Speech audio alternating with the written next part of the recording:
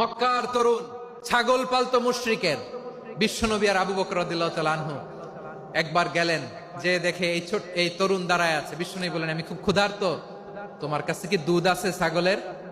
আব্দুল্লাহ ইবনে মাসউদ বলে, আছে। ওয়ালাকিন আনা মুতামান, কিন্তু যে দুধ আছে এটা আমানতের, আমি দিতে পারবো না। বিশ্বনবী এইটা শুনেই তারা টার্গেট করে ফেলছে। আনা মুতামান, দুধ আছে কিন্তু এটা আমার মালিকের, আমি তো দরদ দেখায় আমার মালিকের দুধ আপনি পথিক, আপনারে দিতে পারি না। বিশ্বনবী টার্গেট করে ফেলছেন, এরে আমার কাজে লাগাইতে হবে। বিশ্বনবী বলেন, আচ্ছা ঠিক আছে, দুধ দিও না, কিন্তু এমন ছাগি আছে কিনা যেই ছাগির সাথে কোনো ছাগলের মিলন হয় নাই, তার ওলানে দুধও আসে নাই, বাচ্চাও নাই, এরকম ছাগির থেকে যদি আমি দুধ খাই তাহলে তো সমস্যা নাই। বলতেছে, এরকম ছাগির থেকে দুধ খাইলে সমস্যা নাই, কারণ এরকম ছাগির ওলান থেকে দুধ আসবেও না।